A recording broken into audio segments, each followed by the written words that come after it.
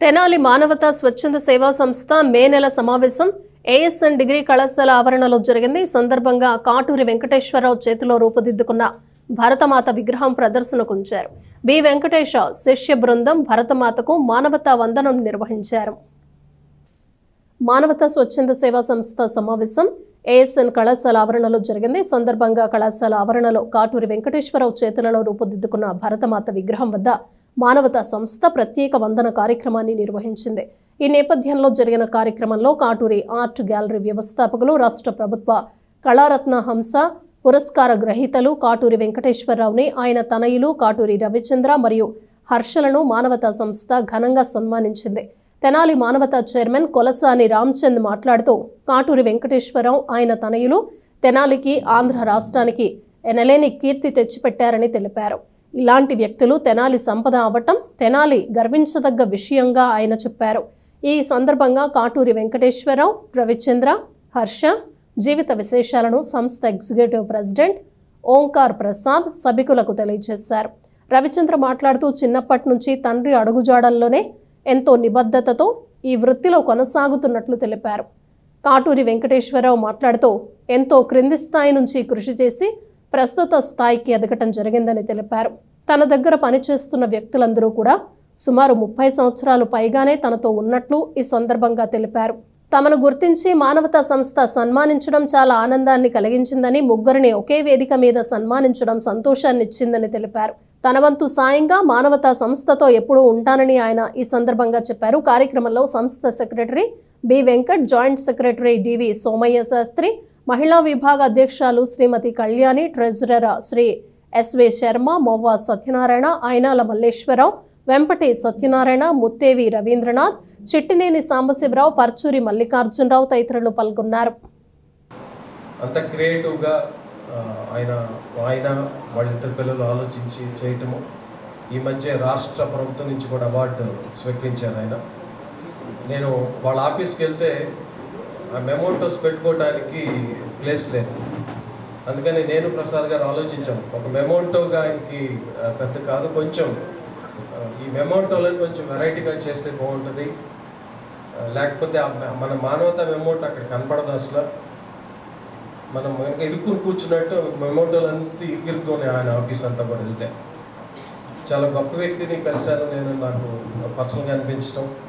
ఇలాంటి వ్యక్తిని మనం డెఫినెట్గా మానవతా ప్లాట్ఫామ్ మీద సన్మానించుకోవాల్సిన అవసరం ఉందని భావించి మేము చేయడం. సుబ్రహ్మణ్యం గారు కూడా విషెస్ తెలియజేయమన్నారు. ఫ్యామిలీతో ఒక డివోషనల్ టూర్ వెళ్ళడం మూలంగా ఆయన ఈరోజు మీటింగ్కి రాలేకపోయారు. ఈ సందర్భంగా ప్రోగ్రామ్ని మన వెంపటి సత్యనారాయణ గారి ప్రార్థనా గీతంతో స్టార్ట్ చేసే ముందు ఈరోజు మన బ్రేక్ఫాస్ట్ స్పాన్సర్ చేసిన చిట్నేని సాంబశివరావు గారికి, దేశ అంతర్జాతీయ దేశాలలో కాకుండా ఖండాంతరాల్లో కూడా ఎన్నో శిల్ప విగ్రహాలను తయారు చేసి శిల్ప సౌందర్యానికి తన విశేష కృషి సల్పుతున్న శ్రీ కాటూరి వెంకటేశ్వరరావు గారి గురించి క్లుప్తంగా 4 దశాబ్దాలుగా 7 తరాలు శిల్ప కళాభివృద్ధికి విశేష కృషి చేస్తున్న తెనాలి శిల్పి శ్రీ కాటూరి వెంకటేశ్వరరావు గారు 1961 సెప్టెంబర్ 9 ఆంధ్రప్రదేశ్ రాష్ట్రం గుంటూరు జిల్లా తెనాలిలో జన్మించారు. చిన్ననాటి నుంచి శిల్పకళపై ఆసక్తి కలిగి తన తండ్రి వద్ద దేవాలయ నిర్మాణము, సాంప్రదాయ శిల్పకళలో శిక్షణ పొంది అనంతరం శిల్పిగా తన శిల్పకళ ప్రస్థానాన్ని ప్రారంభించారు. అనంతరం అంతర్జాతీయ ఖ్యాతి గడించిన శిల్పి అంచ రాధాకృష్ణ గారి వద్ద క్లే మోడలింగ్, కాంస్య విగ్రహాల తయారీలో నైపుణ్యం పొంది శిల్పాలను తయారు చేసే సంస్థను స్థాపించి శ్రీ సూర్య శిల్పశాలను స్థాపించి దేశవ్యాప్తంగా ఎన్నో విగ్రహాలను తయారు చేశారు. 4 దశాబ్దాలుగా శిల్పరంగంలో కృషి చేస్తూ అనేక నగరాల్లో ఆర్ట్ గ్యాలరీల్లో ఒక మంచి శిష్యుడు కావాలని ఆయన ఎత్తుతున్నారు. నాకు మంచి గురువు కావాలని నేను ఎత్తుతున్నప్పుడు ఆయన నాకు తారసపడ్డారు. ఆయన ఇది నాకు పరిచయం అయిన తర్వాతే నా జీవితంలో అనుకోని సంఘటనలు, ఇంత గొప్ప ఖ్యాతి రావడానికి కూడా ఆయనతో పరిచయం కూడా నేను జరగటమని భావిస్తాను. నేను ఎలాంటి శిష్యరికం చేశానంటే, మా గురువు గారు అంచా రాధాకృష్ణ గారు కోమా స్టేజ్లోకి వెళ్ళారు చివరి రోజుల్లో. కోమా స్టేజ్లోకి వెళ్ళి ఆయన ఒక పేరుని కలవరిస్తుంటే డాక్టర్లు ఎవరు ఏదో పేరు కలవరిస్తున్నారు, ఎవరి పేరు ఇది, ఎవరు ఏమవుతాడంటే ఆయన ఏమవుతాడంటే ఆయన శిష్యుడు అంటే అర్జెంటుగా ఆయన పిలిపించండి, ఆయన వస్తేనే ఈయనకి ప్రాణం పోతుంది, ఇంకా ఆయన వచ్చిన దాకా ఈయన ఇలాగే.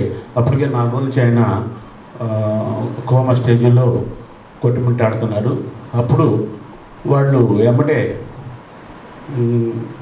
నాకు ఫోన్ చేయడానికి, అప్పటికి వారికి మాకు 2-3 సంవత్సరాల నుంచి ఆయన వృద్ధాప్యంలో ఉన్న తర్వాత రాకపోకలు తగ్గినాయి.